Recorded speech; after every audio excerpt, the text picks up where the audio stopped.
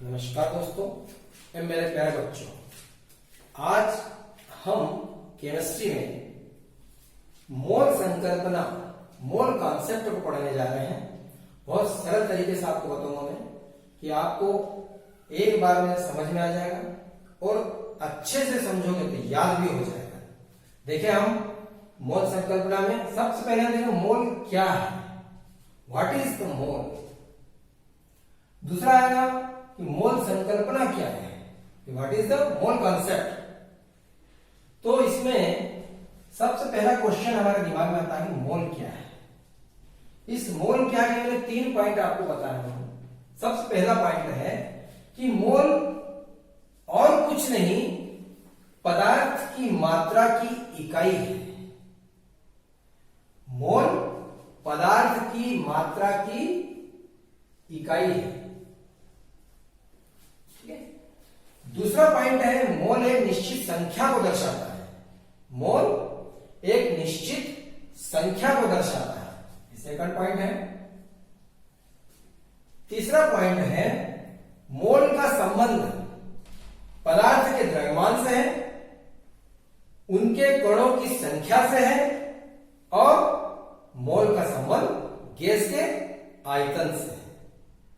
ये 3 पॉइंट है कि मोल क्या है। मोल वास्तव में पदार्थ की इकाई है, मात्रा की इकाई है।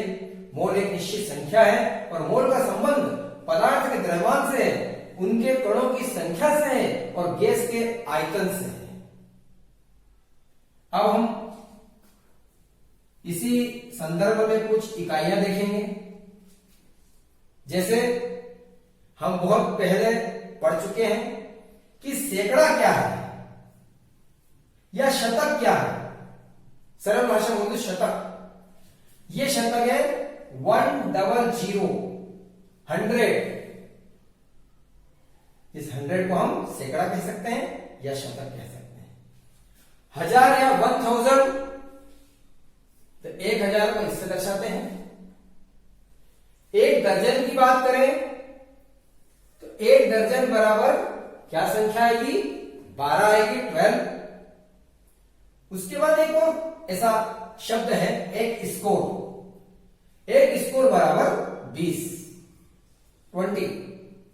और ग्रास शब्द भी आता है ग्रोस, और एक ग्रोस बराबर होता है 144, 144। अब आता है एक मोल। ये एक मोल की संख्या बराबर 6.022 इंटू 10⁻23। क्या पढ़ेंगे, 6.022 गुणित 10⁻23। किसी पुस्तक में हम ये भी देखते हैं कि इसका मान ये भी हो सकता है 6.023 इंटू 10⁻23। ये भी हो सकता है। ये 6.022 और 23 भी आया, वो भी सही है। हम अभी इसको ध्यान दें, इसको फोकस करें कि एक मोल का संख्यात्मक मान 6.022 इंटू 10⁻23, 6.022 गुणित 10⁻23 ये होता है। अब मोल क्या है, ये किसने दिया था।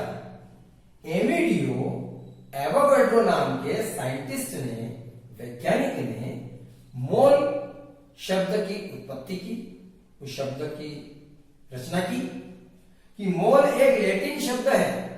इस लैटिन शब्द जिसका अर्थ ढेर है, हिप और पाई, ढेर।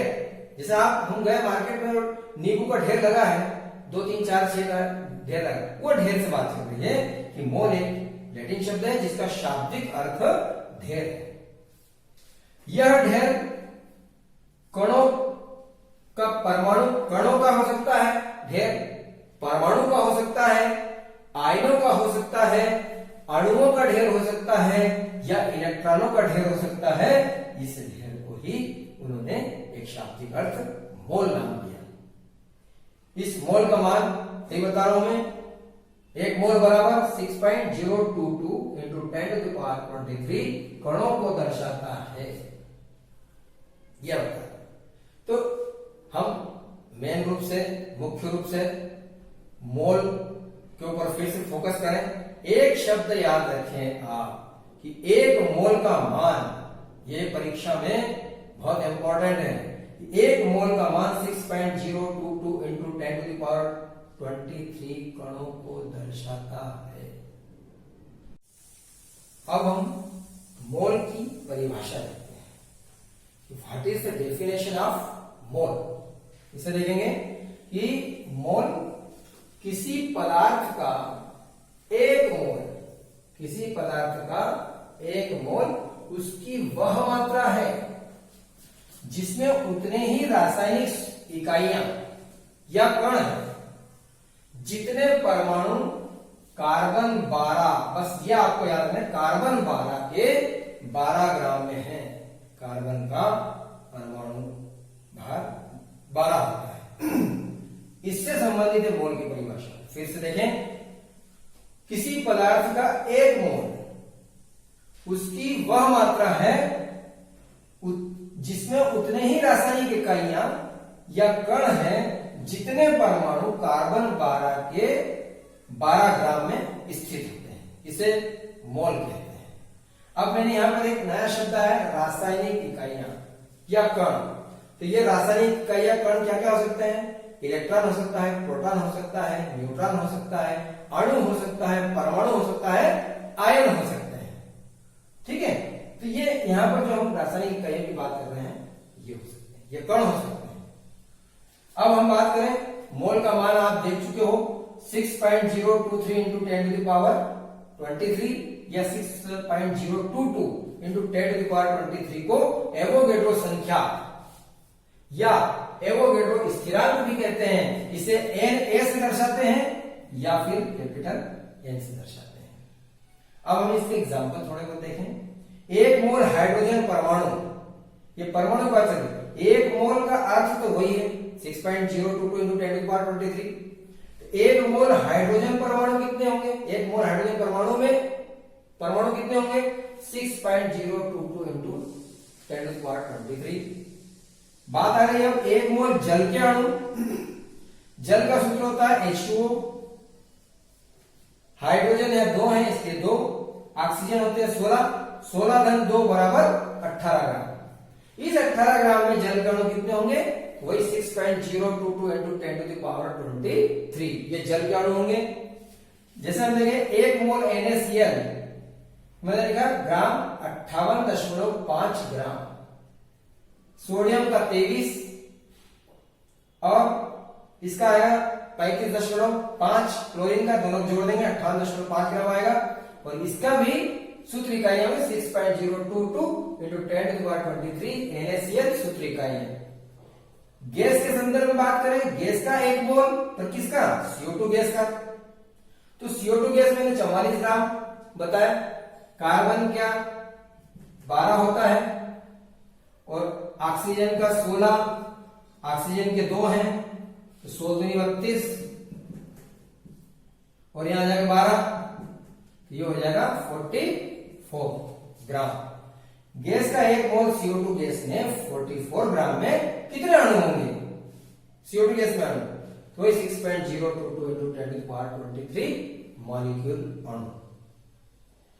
या इसको गैस के संदर्भ में बात करी है तो ये अणु किसके ऊपर 22.4 लीटर एनटीपी पर आयतन होता है। किसी भी गैस का आयतन एनटीपी पर हमेशा 22.4 लीटर होता है ना। एनटीपी क्या है? Normal temperature and pressure. NTP साधारण ताप, साधारण दाब। ये मोल की परिभाषा और उसके ये एग्जाम्पल। अब हम ये देखें कि मोल के लिए ये संख्या ही क्यों चुनी है वैज्ञानिकों ने, साइंटिस्ट ने, कि 6.022 इंटू 10 टू द पावर 23 6.022 गुणित 10 की घात 23 को ही वैज्ञानिक ने मोल के लिए यही संख्या क्यों चुनी? तो इसका सीधा सा जवाब है कि जब कार्बन 12 समस्थानिक का द्रव्यमान मास स्पेक्ट्रोमीटर, ये मास स्पेक्ट्रोमीटर होता है जिससे हम द्रव्यमान ज्ञात कर सकते हैं। तो जब 12C समस्थानिक का द्रव्यमान मास स्पेक्ट्रोमीटर से ज्ञात किया गया तो इसका द्रव्यमान ये निकला 1.99264 into 10 to the power -23 ग्राम प्राप्त हुआ। और हमें ज्ञात है कि 12 ग्राम कार्बन 1 मोल होता है, अतः इसमें परमाणु की संख्या बराबर होना चाहिए। अब 1 मोल का मान निकालते हैं। 1 मोल बराबर 12 ग्राम कार्बन 12C अपॉन उसका द्रव्यमान 1.992648 into 10 to the power -23 ग्राम प्रति 12C। जब इसको हम सॉल्व करेंगे तो मान ये आता है 6.022136.7 into 10 to the power 23 आता है परमाणु या प्रति मोल।